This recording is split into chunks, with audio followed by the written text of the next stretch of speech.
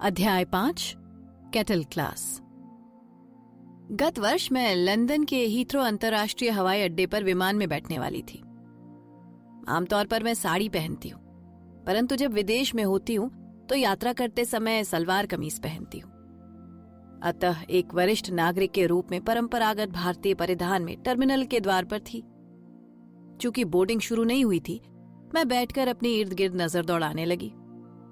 वो बेंगलुरु जाने वाली उड़ान थी, अतः मैंने लोगों को कन्नड़ में बातचीत करते सुना। मैंने अपनी आयु के अनेक दंपतियों को देखा जो अपने बच्चों की प्रसव या नया घर खरीदने में सहायता करके अमेरिका या इंग्लैंड से वापस आ रहे थे। मैंने कुछ ब्रितानी कारोबारियों को भारत की प्रगति के विषय में परस्पर बातचीत करते देखा। कुछ किशोर वय के लड़के लड़कियां अपने हाथों के गैजेट्स में व्यस्त थे, जबकि छोटे बच्चे द्वार के समीप उछल कूद कर रहे थे। कुछ मिनटों बाद बोर्डिंग की घोषणा हुई और मैं पंक्ति में खड़ी हो गई। मेरे आगे भारतीय पाश्चात्य सिल्क परिधान में सजी धजी ऊंची एड़ी की चप्पल पहने और गुची का हैंडबैग लिए एक महिला खड़ी थी। उसके बाल सवरे हुए थे और उसकी सहेली कीमती सिल्क की साड़ी, मोतियों की माला तथा उसी से मिलती जुलती बालियां एवं हीरे की चूड़ियां पहने आगे खड़ी थी। मैंने पास वाली वेंडिंग मशीन की ओर देखा और पंक्ति से निकलकर थोड़ा पानी लेने के लिए सोचने लगी। अचानक तभी मेरे आगे खड़ी महिला ने मेरी ओर बड़ी दयनीय दृष्टि से देखा। अपना हाथ बढ़ाते हुए उसने कहा, क्या मैं आपका बोर्डिंग पास देख सकती हूँ प्लीज? मैं उसे अपना पास देने ही वाली थी, पर चूंकि वो एयरलाइन कर्मी नहीं थी, मैंने पूछा, क्यों? ये पंक्ति केवल बिजनेस क्लास के यात्रियों की है, बड़े आत्मविश्वास पूर्वक कहते हुए उसने इकोनॉमी क्लास की लाइन की ओर उंगली से संकेत किया। उसने कहा, तुम्हें वहां खड़ी होना चाहिए। मैं उसे बताने ही वाली थी कि मेरे पास बिजनेस क्लास का टिकट है, परंतु कुछ सोचकर मैं ठिठक गई। मैं ये जानना चाहती थी कि मैं उसे बिजनेस क्लास में यात्रा करने योग्य क्यों नहीं लग रही। अतः मैंने दोहराते हुए पूछा, मुझे वहां क्यों खड़ी होना चाहिए? वो शर्माई। मैं समझाती हूं तुम्हें, इकोनॉमी और बिजनेस क्लास के टिकट की कीमत में भारी अंतर है। बिजनेस क्लास का किराया 2-2.5 गुना अधिक है। उसकी सहेली ने टोकते हुए कहा, मैं सोचती हूं 3 गुना अधिक है। सही बात है, महिला ने कहा। इसीलिए बिजनेस क्लास टिकट के साथ कुछ विशेष सुविधाएं जुड़ी हुई हैं। उसे भ्रमित करने हेतु मैंने अनजान बनते हुए कहा, सचमुच? आप किन सुविधाओं की बात कर रही हैं?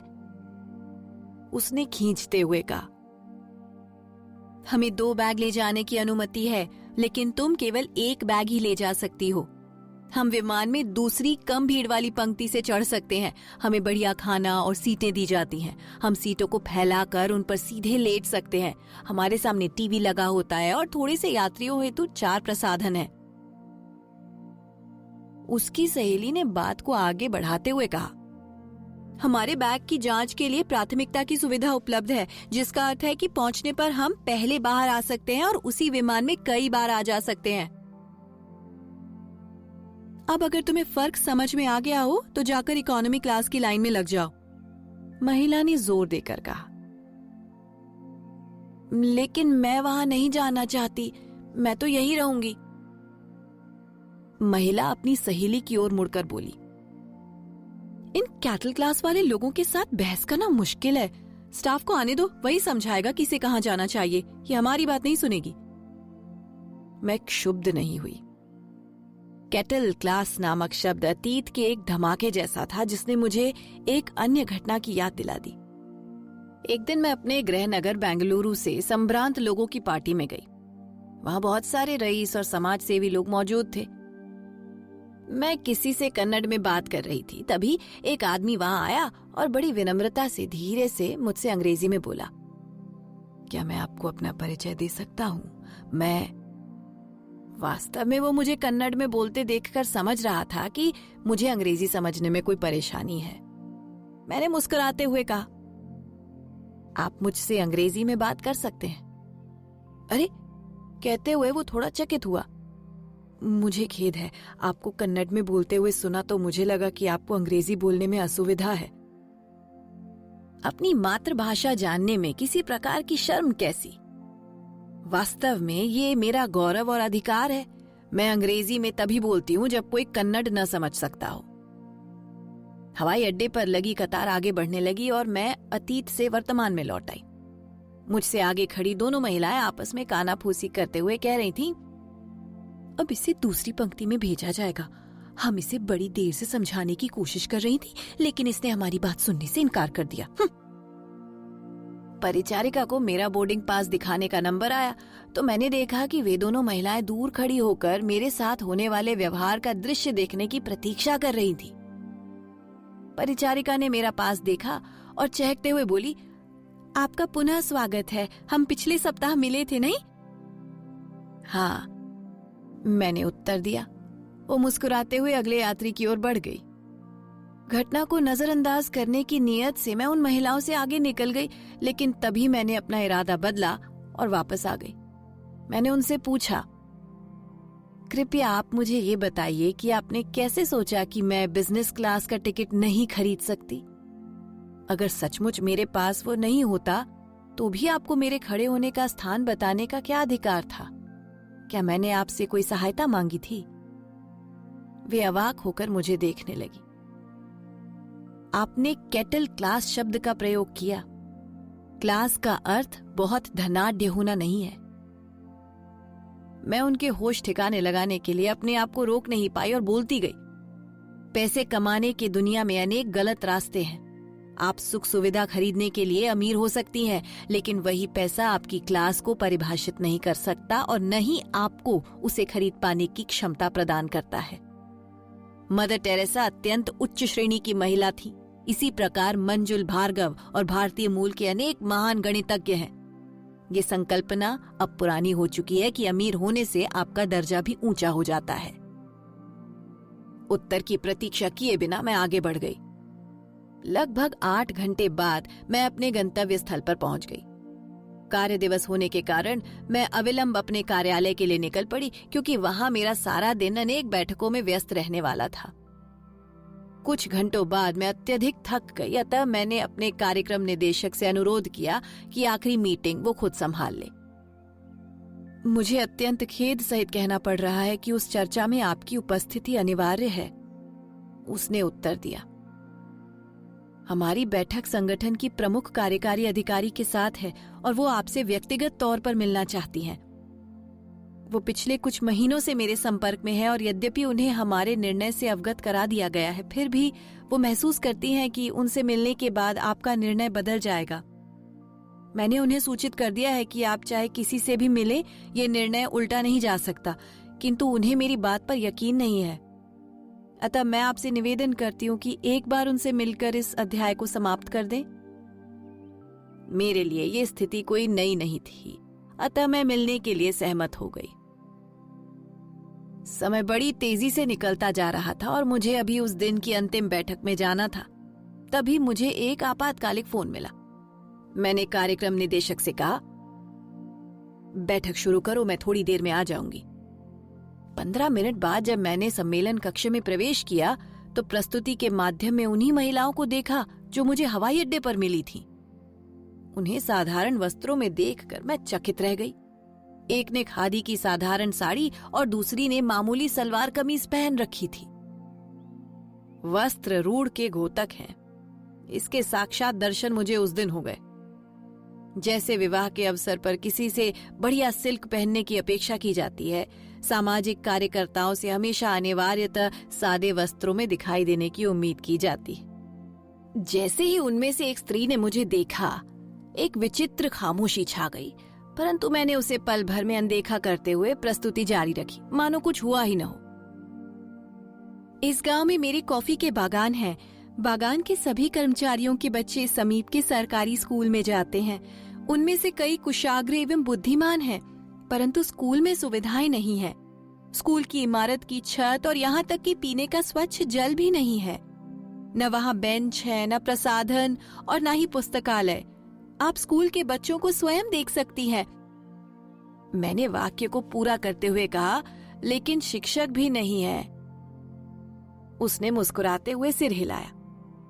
हम न्यास फाउंडेशन से निवेदन करते हैं कि वो उदारता पूर्वक विद्यालय में एक सभागार सहित उचित सुविधाएं उपलब्ध कराए ताकि गरीब बच्चे बड़ी स्कूल में प्राप्त होने वाली आवश्यक सुविधाओं का आनंद ले सकें।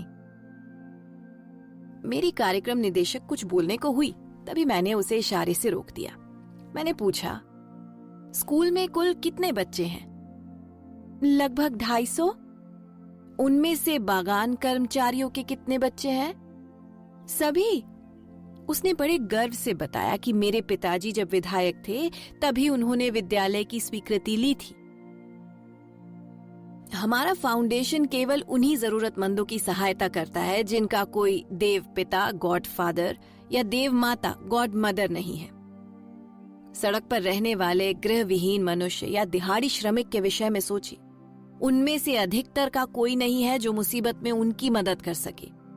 हम ऐसे लोगों के बच्चों की सहायता करते हैं। बागान के कर्मचारी आपके कारोबार की समृद्धि में सहायक हैं और उसके बदले उनकी सहायता का भार आप स्वयं वहन कर सकते हैं। वस्तुतः ये सब करना आपका ही दायित्व है।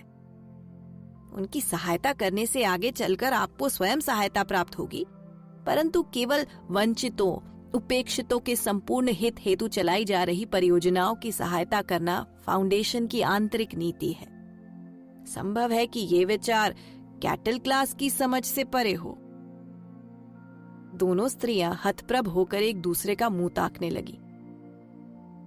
मैंने अपनी कार्यक्रम निदेशक की ओर देखकर कहा, मैं तुम्हें एक कहानी सुनाना चाहती हूं।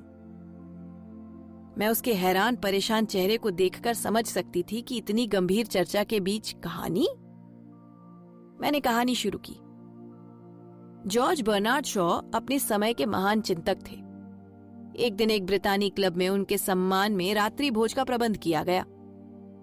क्लब के नियमानुसार पुरुषों के लिए सूट और टाई पहनना अनिवार्य था। संभवतः उन दिनों क्लास की यही परिभाषा थी। बर्नार्ड शॉ अद्भुत व्यक्ति थे। वे क्लब में अपनी सामान्य एवं आकस्मिक वेशभूषा में पधारे। उन्हें देखकर द्वारपाल ने बड़ी विनम्रता से कहा, क्षमा करें महोदय, मैं आपको परिसर में प्रवेश करने की अनुमति नहीं दे सकता। क्यों नहीं? आप क्लब के ड्रेस कोड का पालन नहीं कर रहे हैं सर। बर्नार्ड शॉ ने पूर्णतया उचित स्पष्टीकरण देते हुए कहा, वो तो ठीक है, परंतु ये भोज मेरे सम्मान में आयोजित किया गया है, अतः यहाँ महत्व मेरे शब्दों का है, मेरे परिधान का नहीं। चाहे जो भी हो सर, मैं आपको इन कपड़ों में अंदर नहीं जाने दूंगा। उन्होंने द्वारपाल को सहमत करने का भरपूर प्रयास किया, परंतु वो टस से मस न हुआ। अतः शॉ वापस अपने घर गए और उचित कपड़े पहनकर क्लब में प्रविष्ट हुए। थोड़ी देर में कक्ष भर गया और लोग उनके भाषण की प्रतीक्षा में बैठ गए। वे श्रोताओं को संबोधित करने हेतु उठे, परंतु पहले अपना कोट और टाई उतारकर एक कुर्सी पर रख दिया। उन्होंने घोषणा की, आज मैं कुछ बोलने नहीं जा रहा। श्रोताओं में अप्रत्याशित बड़बड़ाहट शुरू हो गई। उन्हें व्यक्तिगत रूप से जानने वाले कुछ लोगों ने उनसे उनके चरित्र के विपरीत व्यवहार का कारण पूछा। शॉ ने कुछ देर पहले हुई घटना को उद्धृत करते हुए कहा, जब मैंने कोट और टाई पहनी तभी मुझे अंदर आने की अनुमति मिली। मेरा मन मेरे कपड़ों से कदापि प्रभावित नहीं होता। इसका अर्थ ये है कि आप सबके लिए, जो इस क्लब के संरक्षक हैं, मेरे विचारों की अपेक्षा मेरे कपड़े अधिक महत्वपूर्ण हैं। अतः मेरा स्थान मेरे कोट और टाई को लेने दीजिए। इतना कहकर वे कमरे से बाहर निकल गए। मैंने खड़े होते हुए कहा, बैठक समाप्त हुई। सरसरी तौर पर नमस्कार करके मैं वापस अपने कक्ष में लौट गई। मेरी कार्यक्रम निदेशक ने मेरा अनुसरण किया। स्कूल के विषय में आपका निर्णय सही था, परंतु दूसरी कहानी क्या है और इस समय उसकी क्या प्रासंगिकता थी? ये कैटल क्लास बिजनेस क्या है? मैं कुछ भी नहीं समझ सकी। उसके वाजिब संदेह पर मैं मुस्कुराई। केवल कैटल क्लास वाले ही समझेंगे कि पीछे क्या हुआ। तुम उसके विषय में चिंता मत करो।